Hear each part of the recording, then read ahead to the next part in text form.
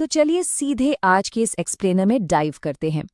आज हम एक ऐसे टॉपिक पर बात करने वाले हैं जो, सच कहूं तो हम सबकी जिंदगी से जुड़ा है। प्यार और पोजेशन, यानी अधिकार जमाने के बीच की वो अदृश्य, बहुत ही बारीक सी रेखा।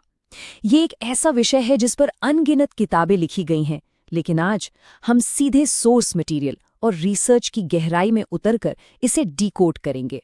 अब सबसे बड़ा सवाल जो हम सबके दिमाग में आता है, हम कैसे तय करें कि जो हम महसूस कर रहे हैं वो एक हेल्दी सेफ प्यार है या फिर एक अनहेल्दी डिपेंडेंसी, एक खतरनाक पोजेशन। देखिए, फिल्मों और कहानियों ने रोमांस को जिस तरह से ग्लोरीफाई किया है ना, असल जिंदगी में वो कई बार बहुत टॉक्सिक हो सकता है। तो आज हम उन सारे रोमांटिक मिथकों को किनारे रखकर बिल्कुल साइकोलॉजिकल नजरिए से इस फर्क को समझेंगे। तो भाग 1, प्यार बनाम अटैचमेंट। यहाँ सबसे बुनियादी बात जो हमें समझनी है वो ये है कि किसी से प्यार करने और महज किसी से अटैच्ड होने में जमीन आसमान का फर्क है। साइकोलॉजी के हिसाब से देखें तो प्यार और निर्भरता दो बिल्कुल अलग चीजें हैं। चलिए इसे कुछ एकदम साफ सुथरे एग्जाम्पल से समझते हैं। सेक्स थेरेपिस्ट क्रिस्टिन लिला का एक बहुत ही शानदार कॉन्सेप्ट है यहाँ पर। वो कहती हैं कि सच्चा प्यार एक कनेक्शन यानी जुड़ाव पर टिका होता है, जहाँ दोनों लोग साथ साथ ग्रो करते हैं। लेकिन दूसरी तरफ अटैचमेंट का सीधा सा मतलब है निर्भरता। जब कनेक्शन होता है तो आज़ादी होती है, पर जहाँ निर्भरता आ गई वहाँ एक इंसान दूसरे के बिना एकदम अधूरा महसूस करने लगता है, जो कि टू बी ऑनेस्ट एक बहुत ही अनहेल्दी शुरुआत है। और दिलचस्प बात देखिए, ये हमारी भावनाओं को कितने सटीक शब्दों में बयां करता है। जब असली प्यार होता है ना, तो आपको लगता है मुझे इस इंसान के साथ रहने का मौका मिला है, एक प्रिविलेज फील होता है। लेकिन अटैचमेंट में ये एक मजबूरी और घबराहट बन जाता है। मुझे इसके साथ रहना ही होगा, वरना मैं अकेला रह जाऊंगा। ये जो घबराहट है, किसी को खोने का ये जो डर है, ये असल में प्यार है ही नहीं, ये बस एक गहरी इनसिक्योरिटी है। तो सच्चा प्यार आखिर काम कैसे करता है? बहुत सिंपल है। ये पूरी तरह से निस्वार्थ होता है। इसमें आप अपने पार्टनर की खुशी और उसकी भलाई के बारे में सोचते हैं। इसके उलट अटैचमेंट पूरी तरह से ईगो सेंटर्ड है। एक अटैच्ड इंसान अपने पार्टनर का इस्तेमाल सिर्फ और सिर्फ अपनी असुरक्षाओं को शांत करने और खुद को बेहतर फील कराने के लिए कर रहा होता है। अब देखते हैं कि ये सब रियल लाइफ बिहेवियर में कैसे बदलता है। प्यार का मतलब है भरोसा। इसमें पार्टनर की परवाह होती है कि वो ठीक है या नहीं, इसे हम केयरिंग चेक-इन्स कह सकते हैं। लेकिन अटैचमेंट में यही परवाह कंट्रोलिंग चेकअप्स यानी जासूसी में बदल जाती है। पार्टनर कहाँ है, किससे मिल रहा है, ये सब जानना असल में कंट्रोल करने की इच्छा है। सच्चा प्यार हमेशा आज़ादी देता है, जबकि अटैचमेंट से सिर्फ घुटन और कड़वाहट पैदा होती है। अब आते हैं भाग 2 पर, लव बॉम्बिंग को पहचानना। यहाँ से हम रिलेशनशिप डायनामिक्स के एक थोड़े डार्क और मैन्युपुलेटिव साइड की तरफ मुड़ रहे हैं। आपने शायद idealized value discard cycle के बारे में सुना होगा। इसमें शुरुआत में किसी को अपने जाल में फंसाने के लिए जिस टैक्टिक का इस्तेमाल होता है उसे लव बॉम्बिंग कहते हैं। इसे समझना बहुत जरूरी है क्योंकि ये बिल्कुल सच्चे प्यार का इल्यूजन या भ्रम पैदा करता है। तो लव बॉम्बिंग है क्या? असल में ये एक परफॉर्मेंस है, कोई सच्चाई नहीं। ये एक सोची समझी रणनीति है जहां जानबूझकर बहुत ज्यादा प्यार, तोहफे और अटेंशन की बारिश की जाती है। इसका मकसद कोई असली कनेक्शन बनाना नहीं होता, बल्कि सामने वाले के सोचने समझने की आजादी को बाईपास करना होता है ताकि उसे आसानी से कंट्रोल किया जा सके। ये उस टॉक्सिक साइकिल का पहला आइडियलाइज करने वाला फेज है। रिसर्च सोर्स द लाइन से हमने कुछ बहुत ही क्लियर रेड फ्लैग्स निकाले हैं जो खासकर आज की डिजिटल दुनिया में दिखाई देते हैं। जैसे लगातार अनगिनत मैसेज करना, फोन को नोटिफिकेशन से भर देना या फिर जानबूझकर मैसेज रीड पर छोड़ देना ताकि सामने वाले को गिल्ट फील हो।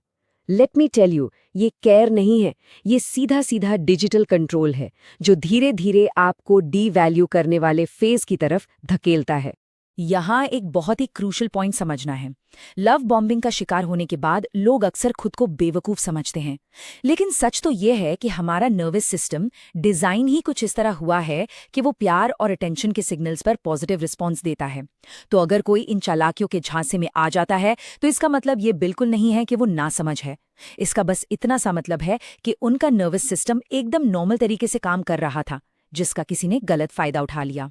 भाग 3, जुनून यानी ऑब्सेशन की शारीरिक रचना। शुरुआती वार्निंग साइंस को पार करके अब हम ऑब्सेशन की एकदम क्लिनिकल और मनोवैज्ञानिक सच्चाई के अंदर डाइव करेंगे। हम देखेंगे कि कैसे एक अस्वस्थ आकर्षण एक बहुत ही विनाशकारी और कंपल्सिव पैटर्न में बदल जाता है।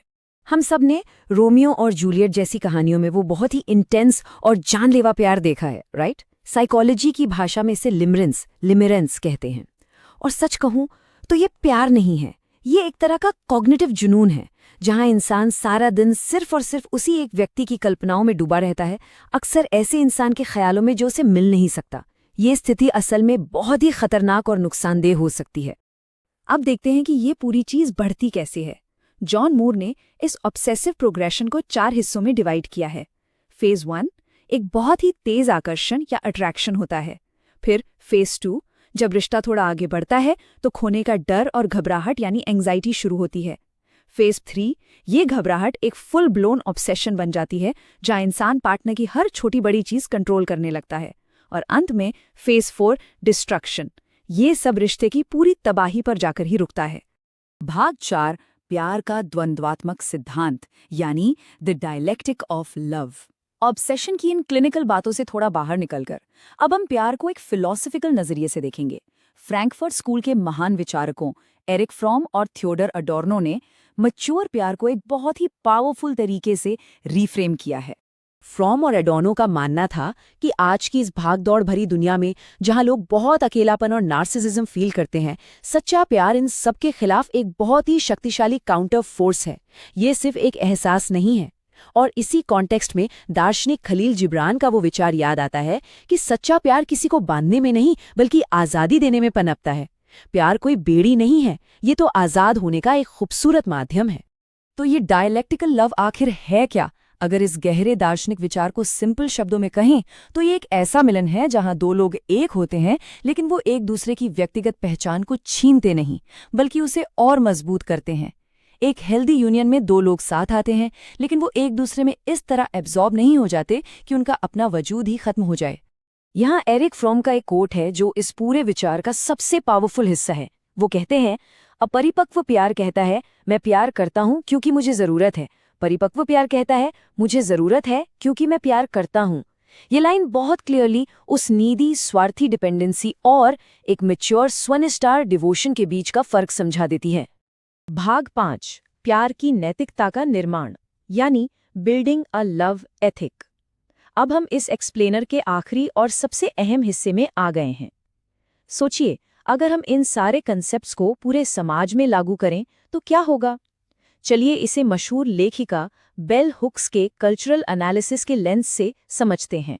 बेल हुक्स कहती हैं कि अगर हम प्यार को सिर्फ एक प्राइवेट फीलिंग ना मानकर पूरे समाज का एक कोर वैल्यू या लव एथिक बना लें तो ये एक गेम चेंजर साबित हो सकता है।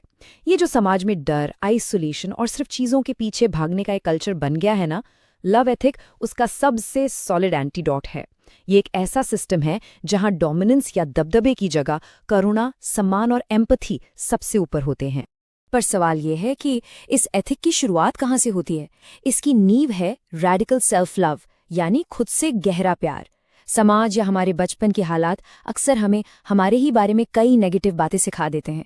एक सही लव एथिक बनाने के लिए सबसे पहले उन पुरानी बातों को अनलर्न करना होगा और खुद को गहराई से प्यार करना सीखना होगा।